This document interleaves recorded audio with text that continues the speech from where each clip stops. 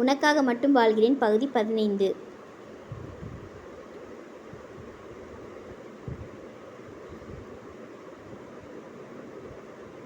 மனதை சமணப்படுத்தி கொண்டு விசாலாட்சியிடம் வந்து, நான் ஏதேனும் வேலை செய்யட்டுமா என்று கேட்டாள் சிந்துஜா. அவ்வண்ணம் அவள் கேட்ட விதம் விசாலாட்சிக்கு மிகவும் பிடித்து போனது. இங்கே பார் கீர்த்தனா, நீ செய்வதற்கு பெரிதாக வேலை ஏதும் இல்லை. சமையலுக்கு ஆட்கள் இருக்கின்றனர். என்னென்ன சமைக்க வேண்டும் என்று அவர்களிடம் சொல்லி பக்கத்தில் இருந்து நாம் சொன்ன பக்குவத்தில் செய்கிறார்களா என்று பார்த்தால் போதும். மேற்கொண்டு வீட்டை சுத்தம் செய்வதற்கும் ஆட்கள் இருக்கின்றனர். அதனால் நீ ஓய்வெடுத்துக்கொள் என்று அவள் தோளை தட்டி கொடுத்தாள் விசாலாட்சி. உடனே அவள், தவறாக நினைக்க வேண்டாம் ஆண்டி, வீட்டில் சின்ன சின்ன மாற்றங்கள் செய்தால் நன்றாக இருக்கும் என்று தோன்றுகிறது. தோட்டத்திலும் கூட நீங்கள் அனுமதித்தால் என்று சிந்துஜா முடிக்கும் முன், இது உன் வீடம்மா, நீ என்ன மாற்றம் செய்ய விரும்புகிறாயோ செய் என்று கூறிவிட்டாள் விசாலாட்சி.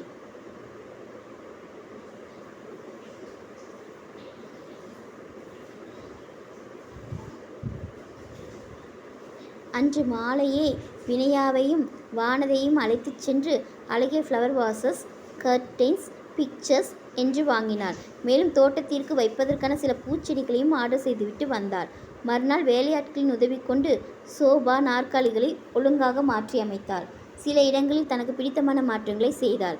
அதேபோல் தோட்டத்திலும் வேண்டாத செடிகளை பிடுங்கிவிட்டு தான் ஆர்டர் செய்த பூச்செடிகளை மாற்றி வைத்தாள். வீட்டிலும் தோட்டத்திலும் அவள் செய்த மாற்றங்கள் மிகவும் அழகாகவும் அனைவருக்கும் பிடித்த மாதிரியாகவும் இருந்தது. ஷியாம் தன் வீட்டில் சிந்துஜாவை தங்க சம்மதம் சொன்னதோடு சரி. அதன்பின் அவளிடம் சரியாக பேசவில்லை.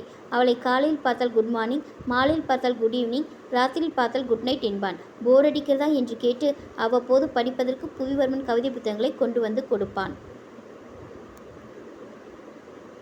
சாப்பாடு மேசையில் சந்தித்தால் பரஸ்பர விஷயங்களை பேசுவான். அவன் கூட வீட்டில் ஏற்பட்ட மாற்றங்களுக்காக அவளை பாராட்டினான். மற்றவர்களின் பாராட்டு எப்படியோ, ஷியாமின் பாராட்டு அவளை உச்சி குளிர வைத்தது.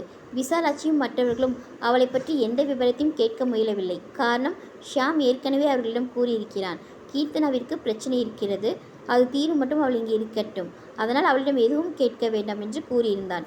எனவே விசாலாட்சியும் அவளிடம் எதுவும் கேட்கவில்லை. என்னதான் அவள் வேலைகளை இழுத்து போட்டு கொண்டு செய்தாலும் வேலை குறைவாகவே இருப்பதால் ஓய்வு நேரங்கள் அதிகமாகவே இருந்தது. வேலை ஏதுமின்றி இருக்கும் சமயங்களில் அத்தை ஞாபகம் வந்து அவளை துன்புறுத்தும். அத்தை ஞாபகம் வரும்போதெல்லாம் சிந்துஜாவின் முகம் வாடும்.